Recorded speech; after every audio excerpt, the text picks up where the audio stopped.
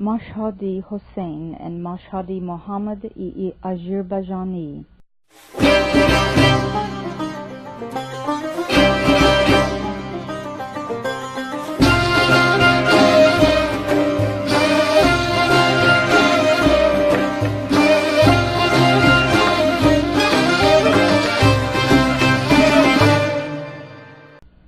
Mashhadí Ḥusayn and Mashhadí Muhammad were both from the province of Azerbaijan.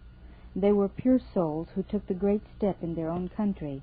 They freed themselves from friend and stranger alike, escaped from the superstitions that had blinded them before, strengthened their resolve, and bowed themselves down before the grace of God, the Lord of life.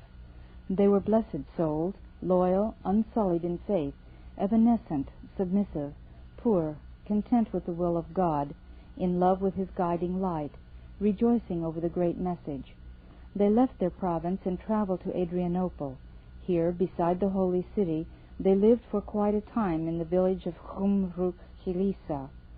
By day they supplicated God and communed with Him. By night they wept, bemoaning the plight of him whom the world hath wronged. When the exile to Ḥájí was under way, they were not present in the city, and thus were not arrested. Heavy of heart, they continued on in that area, shedding their tears. Once they had obtained a definite report from Ḥájí, they left Rumelia and came here, two excellent souls, loyal bondsmen of the Blessed Beauty. It is impossible to tell how translucent they were of heart, how firm in faith. They lived outside Ḥájí in Baha'I Firdaus, worked as farmers, and spent their days returning thanks to God because once again they had won their way to the neighborhood of grace and love. But they were natives of Azerbaijan, accustomed to the cold, and they could not endure the local heat. Furthermore, this was during our early days in Ḥájí, when the air was noxious and the water unwholesome in the extreme. They both fell ill of a chronic high fever. They bore it cheerfully, with amazing patience. During their days of illness, despite the assault of the fever, the violence of their ailment, the raging thirst, the restlessness, they remained inwardly at peace, rejoicing at the divine glad tidings. And at a time when they were offering thanks with all their heart, they hurried away from this world and entered the other. They escaped from this cage and were released into the garden of immortality. Upon them be the mercy of God, and may He be well pleased with them. Unto them be salutations and praise. May God bring them into the realm that abides forever, to delight in reunion with Him, to bask in the kingdom of splendors. Their two luminous tombs are in Ḥájí. Ḥájí Abdu'r-Raḥím-i-Yazdí.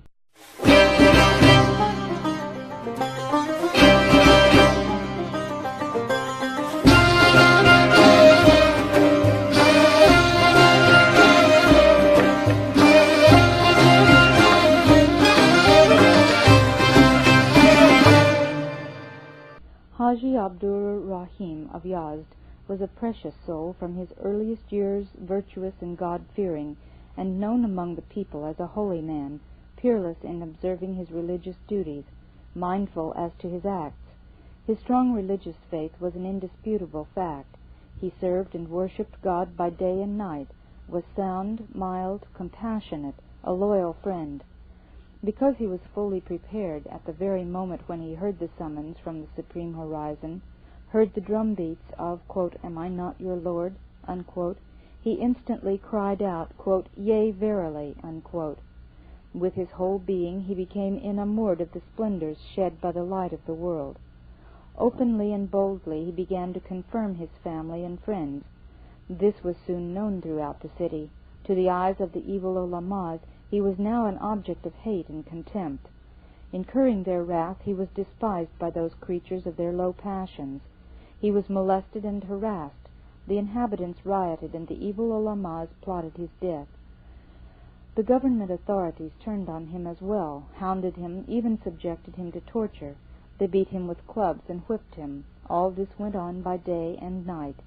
He was forced then to abandon his home and go out of the city, a vagrant, climbing the mountains, crossing over the plains, until he came to the Holy Land.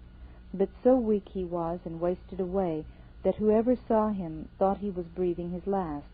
When he reached Haifa, Nabil of Ḥájí hurried to Ḥájí and desired me to summon the Ḥájí at once, because he was in his death agony and failing fast. "Let me go to the mansion," I said, "and ask leave." "It would take too long," he said, "and then Abdu'r-Raḥím will never see Ḥájí. I long for him to have this bounty, for him at least to see Ḥájí and die. I beg of you, send for him at once." Complying with his wish, I summoned Abdu'r-Raḥím. When he came, I could hardly detect in him a whisper of life. At times he would open his eyes, but he spoke no word. Still the sweet savors of the most great prison restored the vital spark, and his yearning to meet Baha'u'lláh breathed life into him again. I looked in on him the next morning and found him cheerful and refreshed. He asked permission to attend upon Baha'u'lláh. "It all depends," I answered, "on whether he grants you leave. God willing, you shall be singled out for this cherished gift." A few days later permission came, and he hastened to the presence of Baha'u'lláh. When Abdu'r-Raḥím entered there, the spirit of life was wafted over him. On his return it was clear that this Ḥájí had become a different Ḥájí entirely. He was in the bloom of health. Nabil was dumbfounded. He said, "How life-giving to a true believer is this prison air." For some time Abdu'r-Raḥím lived in the neighborhood. He spent his hours remembering and praising God. He chanted prayers and carefully attended to his religious duties. Thus he saw few people. This servant paid special attention to his needs and ordered a light diet for him.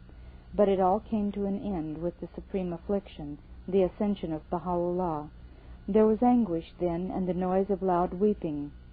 With his heart on fire, his eyes raining tears, he struggled weakly to move about. So his days went by, and always he longed to make his exit from this rubbish heap, the world. At last he broke away from the torment of his loss, and hurried on to the realm of God, and came to the assemblage of divine splendor in the kingdom of lights. Unto him be salutations and praise, and mercy ineffable. May God scatter on his resting place rays from the mysterious realm. Ḥájí Abdullah Najaf-Ábádí.